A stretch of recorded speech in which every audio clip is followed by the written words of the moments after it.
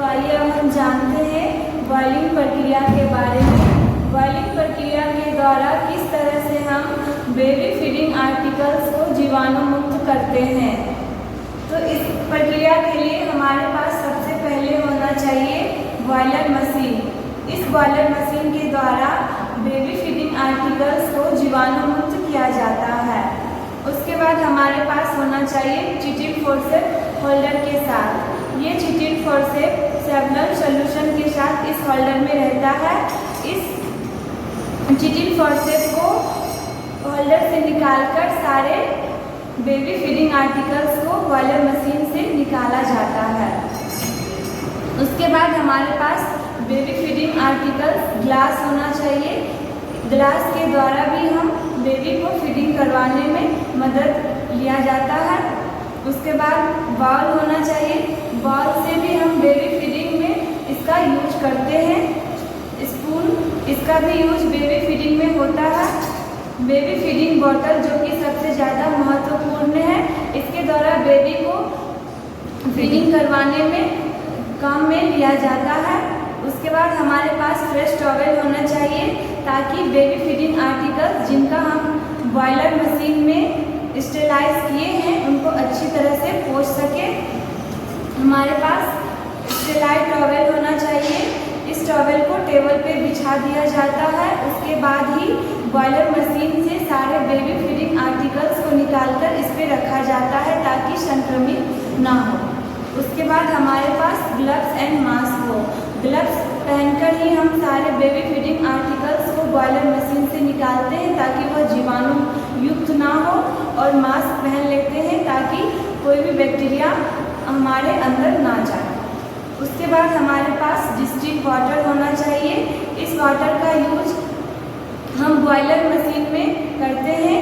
उसके बाद ही बॉयलिंग प्रक्रिया होती है। हम प्रक्रिया शुरू करते हैं। कोई भी प्रक्रिया करने से पहले सबसे पहले हैंड वॉशिंग किया जाता है। तो मैंने यहाँ हैंड वॉशिंग कर लिया है। अब हम प्रक्रिया शुरू करते हैं। ये हमारा बॉयलर मशीन है। इसके अंदर छिद्र वाले ट्रे होते हैं। इस बॉयलर मशीन, ये हमारा बॉयलर मशीन है। इसके अंदर रॉड लगा रहता है। इसी रॉड के सहारे से पानी गर्म होती है, जिसके बाद बॉयलिंग प्रक्रिया शुरू होती है।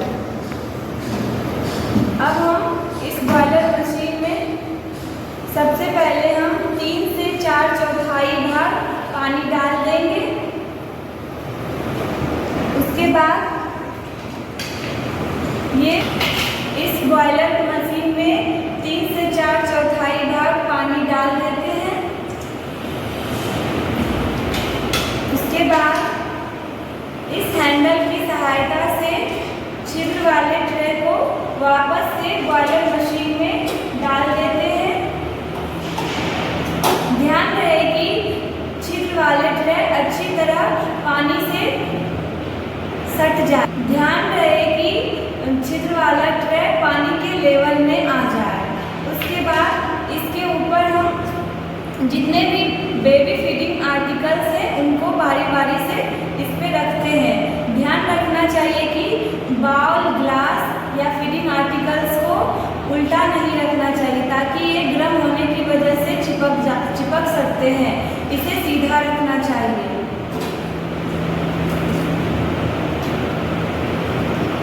और बेबी फीडिंग बॉटल के सारे पार्ट्स को पार्ट बाय पार्ट खोलकर बॉयलर में डालना चाहिए ताकि अच्छे से जीवाणु मुक्त हो सके।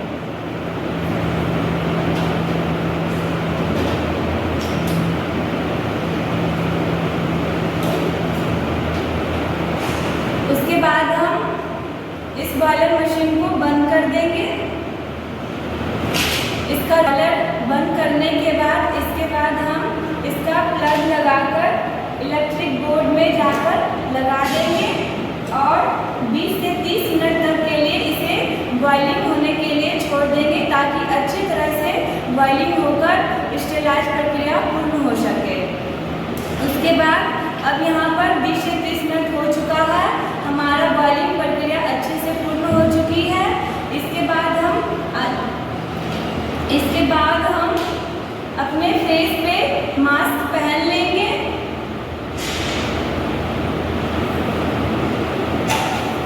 उसके बाद हम ग्लव्स पहन लेंगे। पहनने के बाद हम टेबल पे स्टेरलाइट टॉवल को अच्छी तरह से बिछा लेंगे। उसके बाद हम बोर्ड से इसका स्विच ऑफ कर देंगे। उसके बाद हम आसानी से धीरे धीरे बॉयलर मशीन की ढक्कन को खोलेंगे सावधानी पूर्वक। उसके बाद हम सेवलॉन सॉल्यूशन से चिटिन फॉर्सेप को निकालेंगे। इसे इस तरह से पकड़ना है और सावधानी पूर्वक से सारे फीडिंग आर्टिकल्स को अच्छी तरह से पानी निकाल के इस स्टेरलाइट टॉवल पे रखते जाएंगे।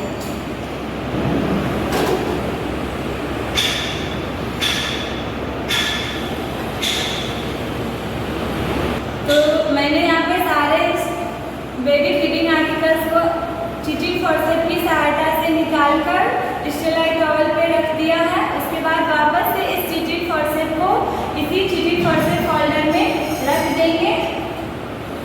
उसके बाद हम इस हैंडल की सहायता से फिर से बॉयलर से छिद्र वाले ट्रे को सावधानी पूर्वक बाहर निकाल कर रख देंगे।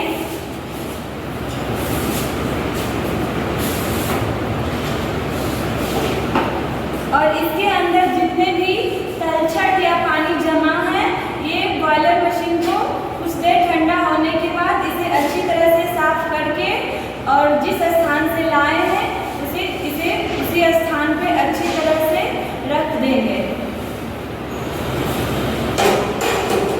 Thank you. उसके बाद